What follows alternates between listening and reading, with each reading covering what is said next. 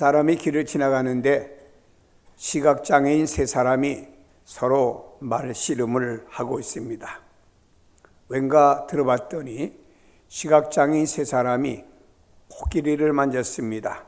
그리고 나서 코끼리는 이렇다라고 하며 서로 간에 다툼이 일어나는 것입니다. 어떤 사람은 코끼리의 배를 만지고 코끼리는 벽과 같다고 말했고, 어떤 사람은 코끼리의 다리를 만지고 코끼리는 기둥과 같다고 말했고, 어떤 사람은 코끼리의 코를 만지고 코끼리는 큰 이렇게 파이프와 같다라고 말했습니다. 시각장애인이 아닌 사람이 볼 때는 다 각자의 부분적으로는 맞는 말이지만 전체적으로 볼 땐 다툼의 이야기가 아닙니다만은 자기의 관점에서 관찰하고 난 다음에 내가 만져보고 난 다음에 이것이 옳다라고 말하는 이들의 다툼거리를 한 사람이 보면서 사람이 무엇을 어떻게 보고 만지고 느끼느냐에 따라서 사람마다의 관점이 다르다고 하는 것을 생각해 봤습니다. 예수님께서 제자들에게 이렇게 말했습니다. 사람들이 나를 누구라고 하느냐? 사람들이 인자를 누구라고 하느냐 물었을 때 어떤 사람들이 예수님을 예레미야 혹은 엘리야 혹은 세례 요한 혹은 선지자 중에 한 사람이라고 말했습니다. 이 사람들은 예수님께서 오셔서 기적을 베풀 때 엘리야가 수많은 기적을 베풀었으니까 아마도 엘리야가 살아온 것 같다라고 표현을 했고, 예수님께서 때때로는 눈물을 흘리시니까 예레미야 눈물을 생각하며 예수님께서는 예레미야가 살아온 것 같다고 말했고, 세례 요한이 이 땅에 와서 회개하라 천국이 가까웠느니라 말씀을 했는데 예수님도 오셔서 회개하라 천국이 가까웠느니라 말씀하니까 아마도 세례 요한이 온 것 같다라고 말하며 자기 나름대로의 예수님에 대한 느낌을 가지고 말한 것들을 제자들이 전해 주었습니다. 그러나 그 내용은 모두 다 틀렸습니다.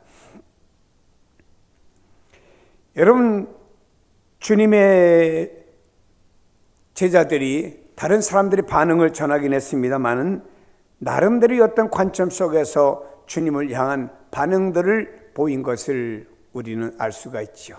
나름대로 참 이 나름대로라고 하는 것이 좋은 점도 있습니다만은 부정적으로 볼 때 나름대로라고 슬럼프에 스스로 빠지게 되면 오히려 나 자신이 함정에서 헤어나지 못하는 일이 있을 수도 있다라고 하는 것입니다. 일본의 여류 작가 미우라 아야코라는 사람이 있습니다. 조그만 점포를 운영합니다. 장사가 잘 됩니다.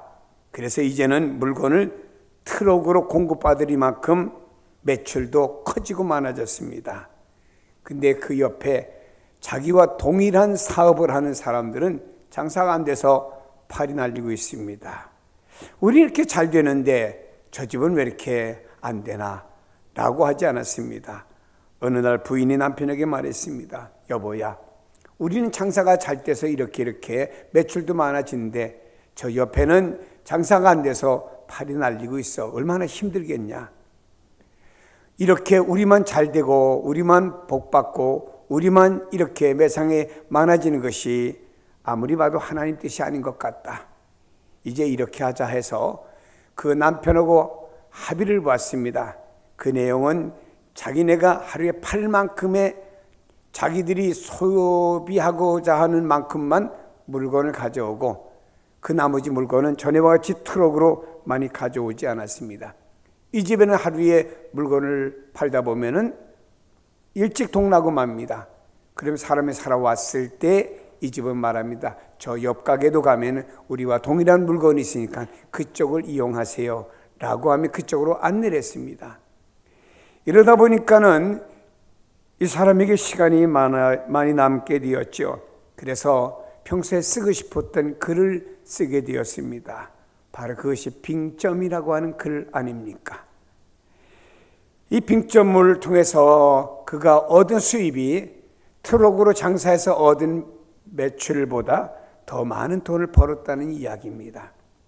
사람들은 나만 잘 되고 나만 부자가 되고 나만 여기에 모든 사람들이 관점을 두고 있습니다만은 미우라 아야코는 우리는 잘 되지만 저 사람은 저 사람에게 아픔이 있고 저 사람이 힘듦이 있고 저 사람은 어떨까 하는 그 사람으로 자기의 시선과 마음의 관점을 옮겼다라고 하는 것을 여러분은 어떻게 생각하시겠습니까? 관점이라고 하는 것은 사물이나 현상을 관찰할 때 그 사람이 보고 생각하는 태도나 방향 또는 처지를 말하는 것이죠. 공동주택이 있습니다. 위 아래 층간소음 때문에 다툼들이 많이 일어난답니다. 그래서 위층에 사는 사람이 아이들이 있으면 층간소음을 위해서 푹신푹신한 매트를 깔아서 아이들이 뛰어도 별로 밑으로 많이 들리지 않도록 이런 것을 미리미리 방지한다고 합니다. 여러분, 물론 이렇게 그 윗집에서 아이들이 뛰므로 인해서 밑에 집에 피해를 주는 것은 옳지 않다고 생각하고 싶습니다. 그러나 밑에 사는 사람은 또 생각을 달리 했습니다. 그래, 아이들이 몇 명 있고 또 아이들이 놀다 보면 뛸 수도 있지. 이 정도 소음이야 내가 이해해 줘야지 라고 생각을 합니다. 그러면 아래 윗집에 살아가는 이 사람들이 벌써 생각하는 관점에 따라서 이해라고 하는 폭이 엄청나게 넓어지고 달라진다라고 하는 것을 우리가 볼 수 있지 않습니까? 우리 크리스찬들 주님을 믿는다고 하면서 너무 이기주의고 나라고는 관점과 고정관념에 사로잡혀 있고 이웃을 위해서는 볼 수 있는 눈이 너무나 없어요. 예수님은 이 땅에 오셔서 자신을 보지 않았습니다. 누구를? 죄인들을 보았습니다. 내가 이 죄인들을 위해서 무엇을 해줄까? 이 죄인들을 위해서 내가 할 수 있는 것은 이 한 목숨을 버려서 대속의 제물이 되어줘야 되겠다고 하는 이런 관점을 가지고 주님께서는 이 땅의 죄인들을 위해서 자신의 목숨을 버리신 것을 너무나 잘 알고 있지 않습니까? 가나안을 정탐한 12명의 정탐꾼이 있습니다. 돌아왔습니다. 두 반응이 나타나게 되었어요. 10명의 정탐꾼은 가나안의 거민들과 자기들과 비교해 보니까 우리는 스스로 보기에 메뚜기와 같다라고 하면 자기 자신들을 보잘것없는 존재로 여겼지요. 그러나 2명의 사람 여호수아와 칼렙은 달랐습니다. 우리는 그 땅의 대장부들을, 가나안 땅의 원주민 대장부들을 하나님과 비교해 볼 때 그 대장부들은 마치 메뚜기와 같았다라고 하는 표현을 한 것입니다. 여기 10사람들은 자기들이 메뚜기와 같았다고 했는데 2명의 사람들은 바로 그곳에 있는 거민들이 메뚜기와 같다고 보았다 이 말입니다. 어떤 관점에서 보느냐에 따라서 네가 메뚜기가 될 수도 있고 내가 메뚜기가 될 수도 있다라고 하는 것이죠. 여러분, 이 땅에 극단주의자들이 많아요. 요즘에 보면은 발원지가 어딘지 아십니까? 이슬람이에요. 세계 2차 대전이 종식된 다음에 서구 열강에서 벗어난 중동 지역에서 발원한 이슬람 원리주의의 세계관을 가진 사람들은 기독교와 그리고 서구 사람들은 무조건 적입니다. 그래서 IS라고 하는 단체들은 말입니다. 이 무조건 테러를 갖다가 감행합니다. 그래서 사람들이 수십 명, 많은 사람들이 죽고 다치기도 하는 것을 보게 됩니다. 종교를 가지고 있지만 자기들이 어느 관점에서 있느냐에 따라서 누구를 사랑할 수도 있고 어느 관점에 있느냐에 따라서 누가 대적이 될 수도 있다라고 하는 것입니다. 사람에게 참 관점이 중요한 것 같아. 이 세상 살아가면서 어떤 사람은 쥐 한 마리를 보고 아이고 징그러워, 아이고 징그러워, 만지지도 못하고 누가 만지라 그러면 절대 안 만지고 도망가는 사람도 있습니다. 그러나 미국의 디즈니 만화 영화의 주인공인 쥐의 이름이 미키마우스입니다. 이 미키마우스는 평화와 파괴와 자유 사상을 대표할 애교 있는 미키마우스로 등장하죠. 자, 똑같은 쥐 한 마리를 놓고 어떤 관점에서 보느냐에 따라 징그러워요. 어떤 관점에서 보느냐, 미키마우스, 사랑스러울 수도 있다라고 하는 것입니다. 이마침 사람에게 있어서 관점이 중요한데 본문에 예수님께서 길을 가시다 나면서부터 앞을 보지 못하는 시각장애인을 만났습니다. 그래서 주님이 저를 고쳐주셨어요. 그 이유 중에 하나는 저를 불쌍히 여기는 사랑 때문에 고쳐주셨고, 또 하나의 이유는 표면적인 동기가 있는데, 제자들이 그 사람, 시각장애인이 된 사람이 왜 됐느냐, 그 원인을 놓고 주님께 질문을 하게 된 것입니다. 당시 유대 사회에서는 인간의 불행과 고난을 죄의 결과라고 이해하는 풍조가 있었습니다. 그러므로 제자들은 태어나면서부터 시각장애인이 된 사람이 과연 부모의 죄 때문에 된 것인지, 아니면 자신의 죄 때문에 시각장애인이 된 것인지 궁금해졌습니다. 그래서 주님께 질문을 하게 되었어요. 그러나 예수님께서는 인간의 불행과 고난이 반드시 죄로 말미암아 비롯된 것이 아니라는 사실을 지적하시면서 하나님의 영광을 드러내기 위한 고난도 있음을 교훈하고 있는 것입니다. 그리고 더 나아가 예수님께서는 자신이 세상의 빛이라고 하는 사실을 상기시켜 주신 후에 태어나면서부터 시각장애인이 되어 단 한 번도 빛을 보지 못한 시각장애인을 보도록 만들어 주었다고 6절에서 12절에 말씀하고 있습니다. 이 한 사건을 놓고 관점에 대해서 논의를 하고 싶습니다. 본문에 고통받는 한 사람이 소개됩니다. 이 사람은 거지입니다. 경제도 어렵습니다. 앞을 보지 못합니다. 이 시각장애인을 위해서 배려하는 의미로다가 요즘 같은 안내견도 없습니다. 요즘에는 시각장애인들을 위해서 보도블록도 이렇게 웅틀붕틀 만들어가지고 그들이 구분하게 만들어요. 건물을 지을 때는 건물 안에는 이렇게 이런 보도블록을 깔도록 되어 있습니다. 우리 교회도 안에 보면 웅틀붕틀한 노란 이런 색깔이 있는 것은 바로 건축법에 바로 장애우를 위해서 만들어야 되는 의무사항이기 때문에 만든 것이죠. 이런 블록도 없었습니다. 그리고 여러분 신호등에 가면은요, 버튼을 누르면은 차가 지나가고 있습니다. 혹은 횡단보도에 불이 켜졌습니다. 건너가세요 하는 안내 음성이 들립니다. 그런 안내 음성을 들려주는 이런 내용도 당시에는 없었습니다. 예수님께서는 이 시각장애인을 보시면서 배려와 동정심이 유발되셨고요, 제자들도 마찬가지였습니다. 그를 향한 똑같은 동정심과 관심을 느끼게 되었습니다. 왜냐하면 제자들은 시각장애인이 일평생 저렇게 처절하게 고통을 받아야 되는데 왜 저렇게 받아야 되느냐, 저 사람은 왜 저렇게 태어나서 저런 고통을 받아야 되느냐, 여기에 의문점을 갖게 되었습니다. 그래서 2절에 제자들이 물어 이르되 라삐여, 이 사람이 맹인으로 난 것이 누구의 죄로 인함이니까, 자기니까 그의 부모이니까 라고 하는 질문을 던지게 되었어요. 제자들은 이 사람이 너무 불쌍했습니다. 왜 이렇게 태어났느냐, 왜 이렇게 거린으로 이렇게 힘들게 살아가야 되느냐, 이게 왜 이러느냐, 원인이 무엇이냐, 자기 죄냐 부모의 죄냐. 제자들은 자신의 관점 속에서 주님께 질문을 하게 되었습니다.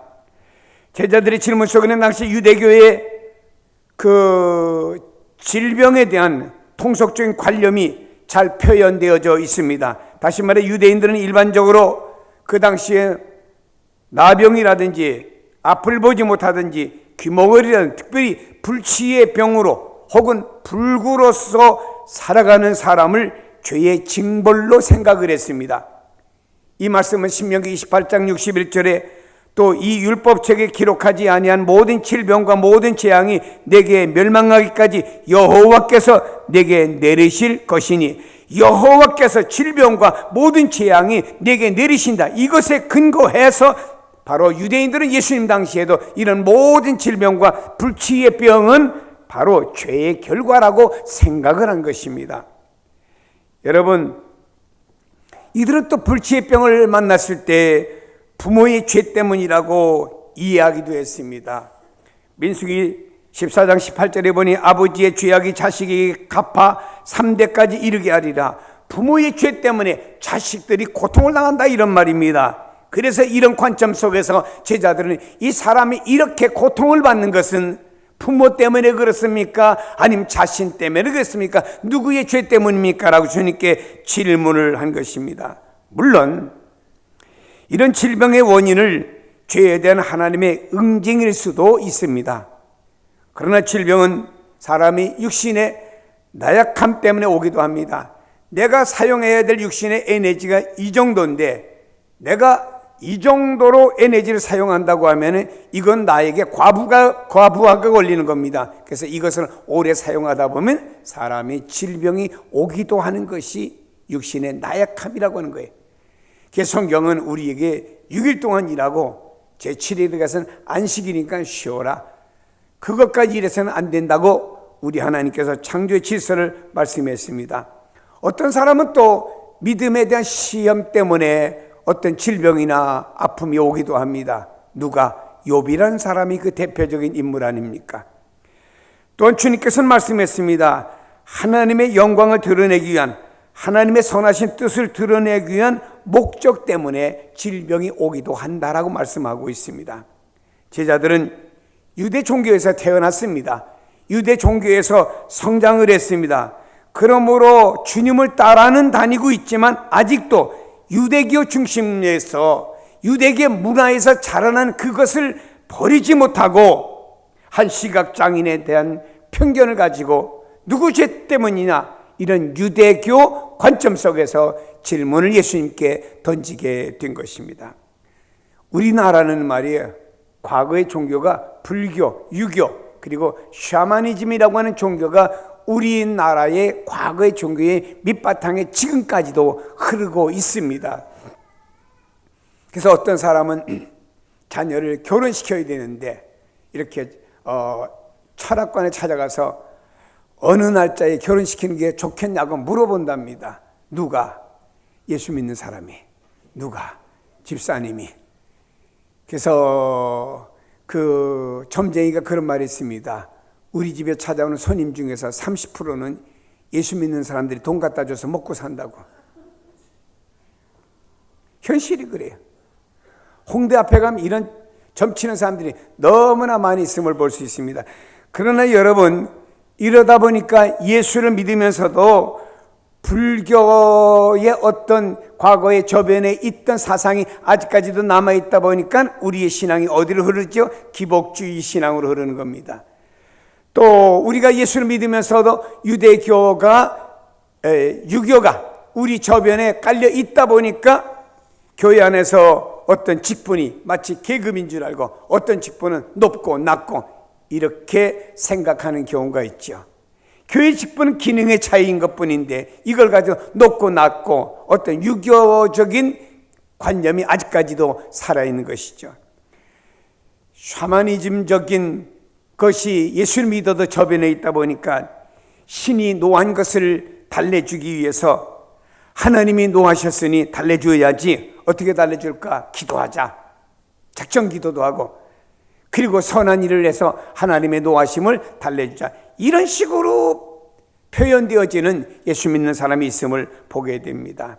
또 어떤 사람은 자신의 신앙의 철학과 자신의 신앙의 신념과 이것을 가지고 세상과 공동체를 보는 관점이 있는 사람들이 많습니다. 그러다 보니 오늘날에 많은 사람들이 이렇게 잘 뭔가 이렇게 공동체가 하나 되어 운영되기보다는 공동체가 잘 하나가 되지 않는 점들이 그래서 한국 사회에 많이 일어남을 볼 수가 있습니다.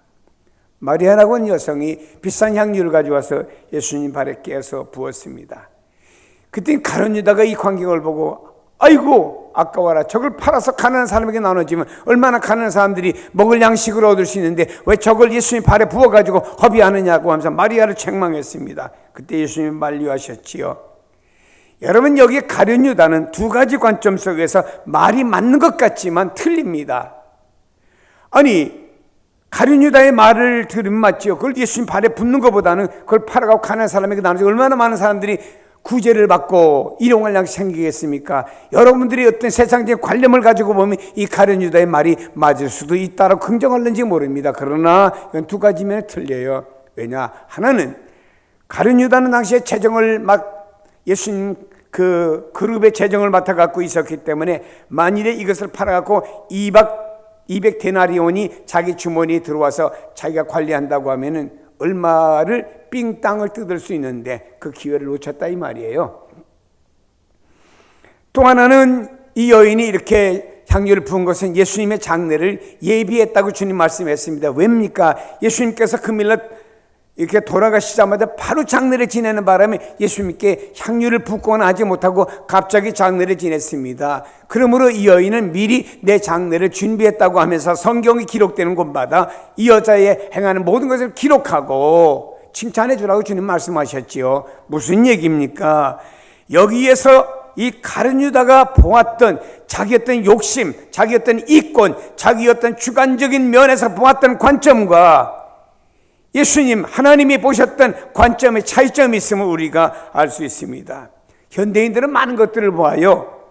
많은 것을 배우고 많은 것을 듣고 아는 게 얼마나 많은지 모릅니다. 그래서 현대인들을 볼 때 다 귀가 당나귀 귀만 커요. 요즘 TV가 보면요, 아주 박사를 만들어요. TV에 보면 나와서 많은 사람들이 자기 전문적인 지식을 가지고 말하다 보니까 그걸 듣다 보면은 나도 간접적인 준 박사가 되는 경우가 많이 있습니다. 그러다 보니 공동체 안에서 자기의 관점을 가지고 공동체를 힘들게 만드는 경우가 있음을 볼 수가 있습니다. 이런 글을 읽어봤어요. 승자는 나쁜 사람에게도 좋은 점만 보고 그와 함께 일을 해 나갑니다. 패자는 좋은 사람에게도 나쁜 점만 보기 때문에 다른 사람과 어울리기가 힘듭니다. 사람은 사람의 겉모습을 보지만 하나님은 그 사람의 중심을 보시고, 사람은 사람의 약점을 보지만 하나님은 그 사람의 장점을 보시고, 사람은 사람의 과거를 보지만 하나님은 그 사람의 미래를 보십니다. 제가 너무 은혜가 되더라고요. 우리는 제자들처럼 이 사람이 이렇게 시각장애인이 된 거 본인 때문이요, 부모 때문이요, 이런 우리의 사고, 잘못된 사고를 우리는 좀 고쳐야 되겠어요.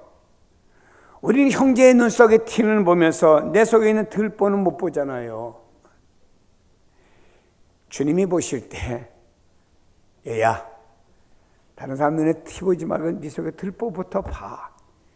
네 속에 들보 같은 암덩어리부터 봐라. 말씀할 것 아니겠습니까? 제가 어떤 그 책을 보다 제 눈에 이것이 들어왔어요. 제목이 뭐냐? 세상에서 제일 나쁜 도둑. 여러분, 그 딸을 가진 부모님들이 딸이 와서 뭘 자꾸 집에서 가져간대요. 근데 부모가 그 딸을 향하여 하는 말이 예쁜 도둑이라고 한대요. 그 딸한테 가져가는 건 예쁜 도둑인가 봐. 근데 여기에는, 이 책에는 세상에서 제일 나쁜 도둑이라고 말했습니다. 관심 있어 읽어봤더니 이렇게 기록이 되어 있더라고요. 세상에서 제일 나쁜 도둑은 바로 나일세. 내 몸에 있는 눈, 귀, 코, 입, 몸, 생각, 이 모두가 도둑이라네. 눈은 보이는 것마다 가지려고 성화하지, 귀는 그저 듣기를 좋은 소리만 들으려고 하지, 코는 좋은 냄새를 맡고 그 좋은 냄새만 자기만 맡으려고 하지, 입은 온갖 거짓말에다가 맛난 것만 자기가 먹으려고 하지, 몸은 훔치고 못된 짓은 골라 하는 몸뚱이라네. 생각은 이놈도 싫다 저놈도 없애야 한다. 혼자 화내고 떠들며 난리치지. 그대여 복받기를 바라거든 6가지 도둑부터 잡으시게. 도둑을 잡기가 어디 쉽다던가. 잡기 어려우나 방법이 있네. 일체유심조라고 하지 않았던가. 이것은 마음을 비우시게. 그러나 마음을 비우는 것이 쉽지 않지 않는가? 그러면 창조주 하나님을 의지하는 방법밖에는 다른 방법이 없네 라고 하는 글이었습니다. 내 중심, 내 생각, 내 편견, 내 의, 나의 신앙으로 보고 평가하는 편견 버리고 주님 의지하세요. 이것이 공동체가 세워지는 길이고 가정이 세워지는 길인 줄로 믿습니다. 남편 탓하고 아내 탓하고 부모 탓하고 자식 탓하고 결과적으로 이익이 무엇이 있습니까? 아무것도 없습니다. 다음에 우리는 3절에서 예수님께서 대답하시되 이 사람이나 그의 부모의 죄로 인한 것이 아니라 그에게서 하나님이 하실 일을 나타내고자 하심이라. 예수님의 관점을 우리에게 소개하고 있습니다. 예수님께서는 앞을 보지 못하고 누구인가 도움을 받아야 되는 그 사람, 직업이 거지입니다. 그를 통해서 어떤 일을 하시겠다고 하는 겁니다. 아니, 생각 좀 해보세요, 여러분. 그 사람이 많이 배웠든지 가진 게 있든지 건강하든지 말입니다. 그 사람의 사고와 모든 것이 좋든지 그래야 되는데, 이 사람의 직업은 거지고 앞을 보지 못하고 누구인가 경제적으로나 누구에게나 어느 길을 가도 도움을 받지 않으면 갈 수 없는 이 사람을 통해서 하나님이 일을 하시겠다?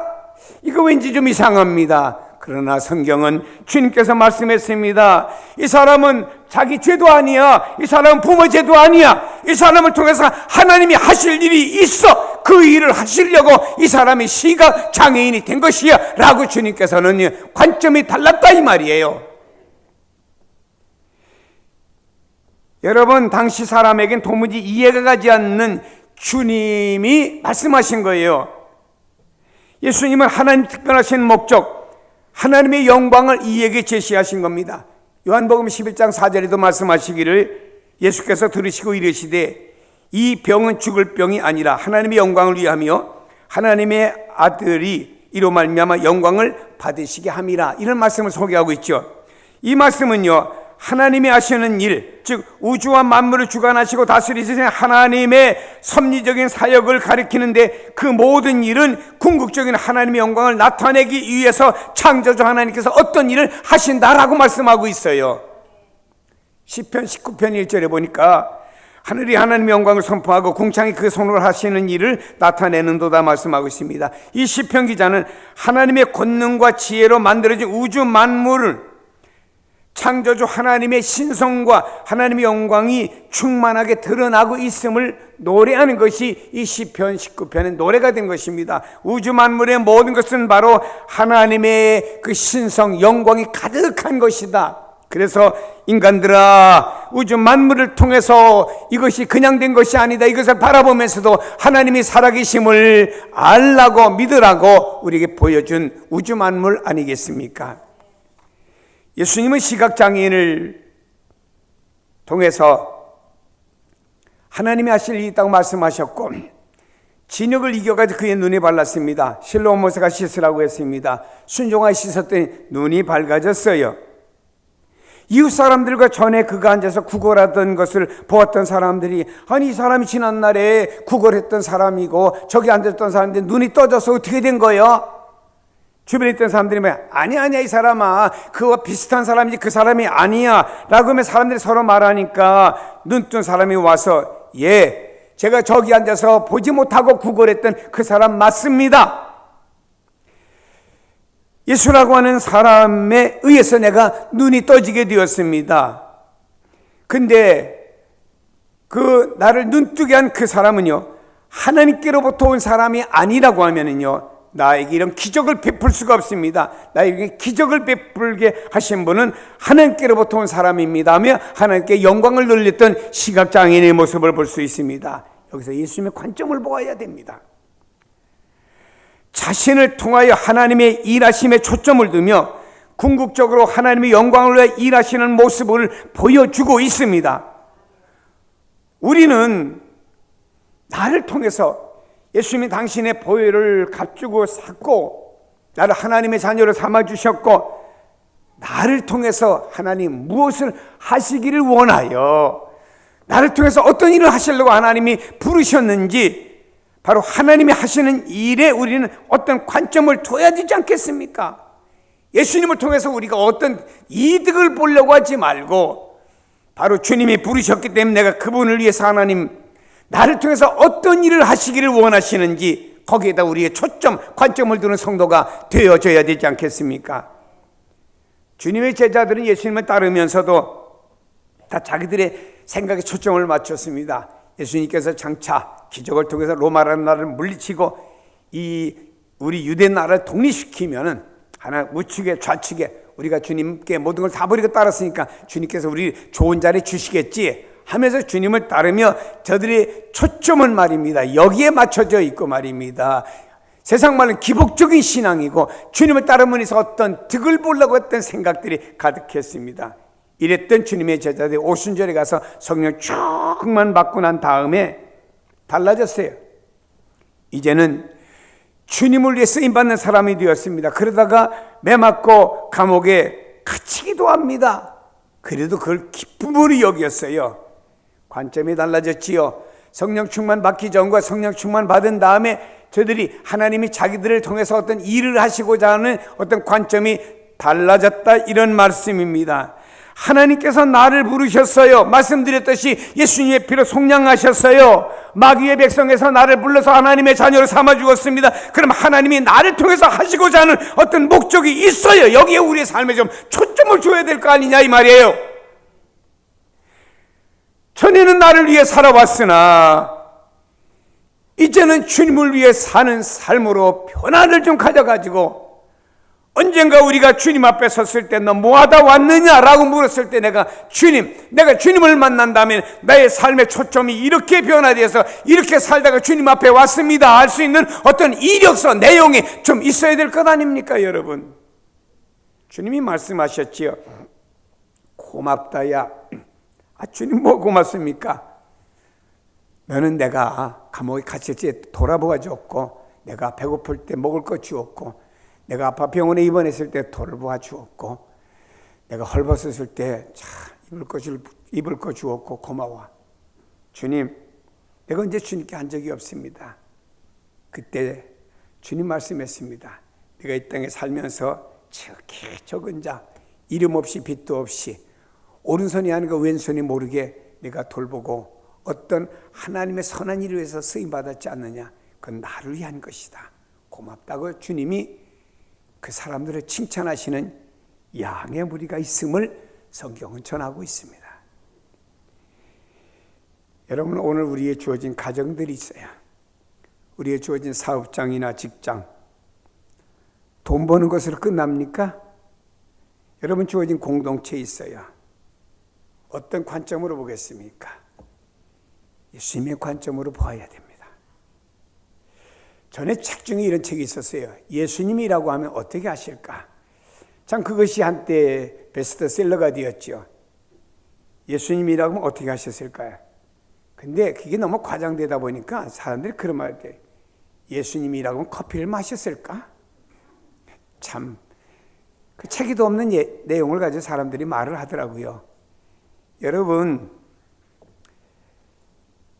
하나님이 하시는 일을 나를 통해서 일을 하나님이 하시게 합니다.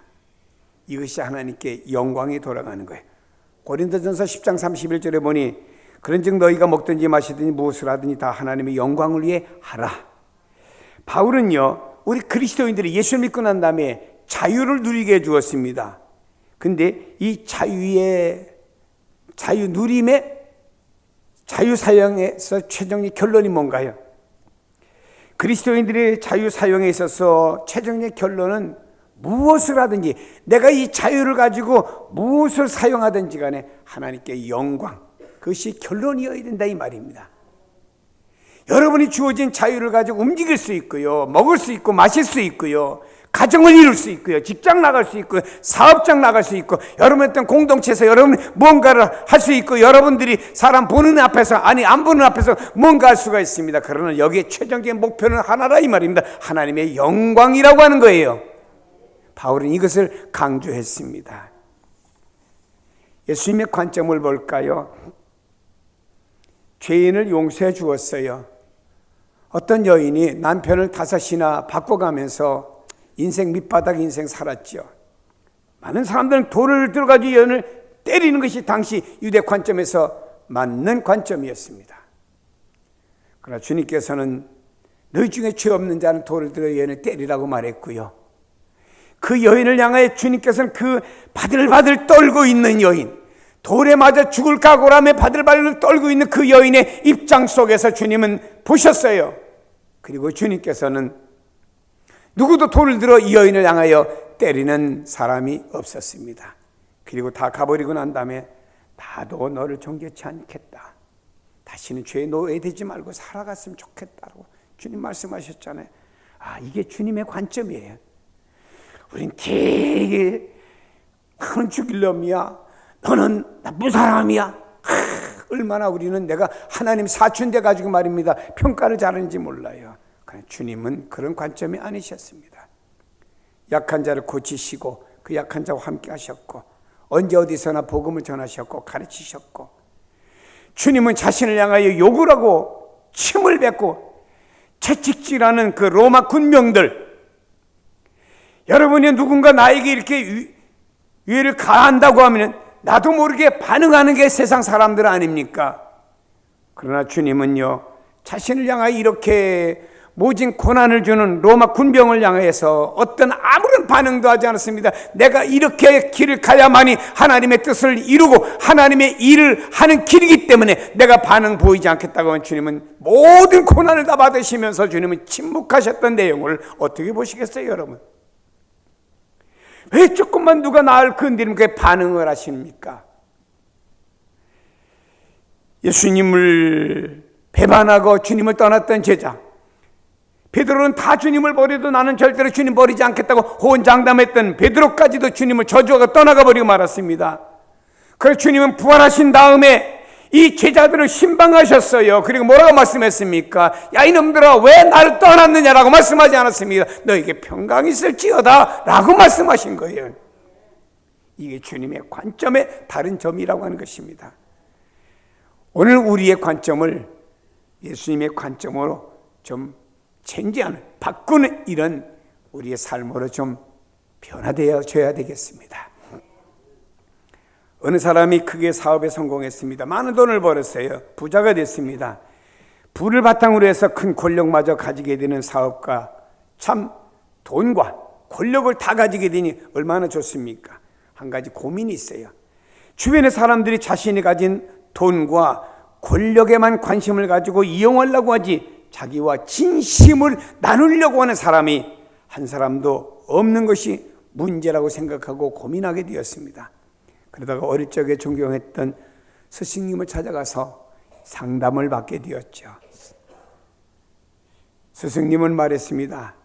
자네가 인간관계를 고민하는 이유는 세 가지를 해야 할 일을 하지 않고 미루고 있기 때문에 당신은 인간관계에 고민을 하고 있다.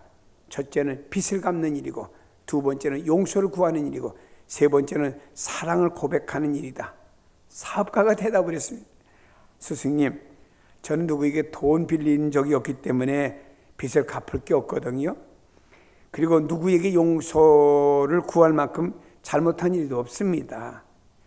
사랑을 고백할 만큼의 좋은 사람도 주변에 없습니다. 그랬더니 스승님이 이렇게 말했습니다. 첫째로 빚을 갚는 일이 뭔지 아느냐?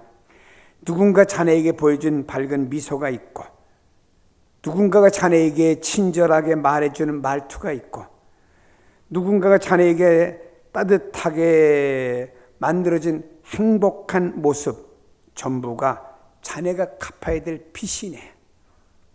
두 번째로 용서를 구하는 일이 뭔지 아냐?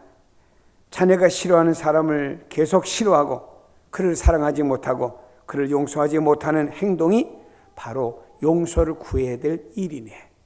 세 번째로 사랑을 고백하는 일이 뭔지 아느냐?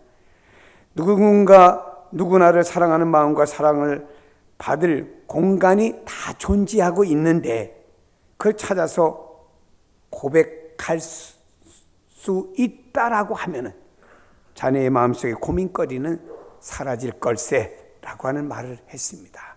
그렇습니다. 우리가 이 세상 삽니다. 예수 믿습니다. 하나님의 자녀라고 부르고 있습니다. 어떤 관점인가요? 제자들의 관점도 있고 예수님의 관점도 있습니다. 관점의 변화가 있을 때 나를 통해서 공동체, 아니 우리 가정이 더 건강해지고 이 사회가 아름다워지고 교회가 아름다워지고 우리가 있는 공동체는 어디 있든지 간에 그 공동체가 사랑스러운 공동체로 변화될 것입니다. 문제는 내가 아니고 나라는 사실을 깨닫고 나의 관점이 달라질 때 모든 주변이 달라질 줄로 믿으시기를 축복합니다. 기도하겠습니다. 하나님 아버지, 고맙고 감사합니다. 오늘 하나님의 말씀을 통해서 다시 한번 변화는 상대에게 있는 것이 아니고 나에게 있다는 사실을 깨닫게 하시는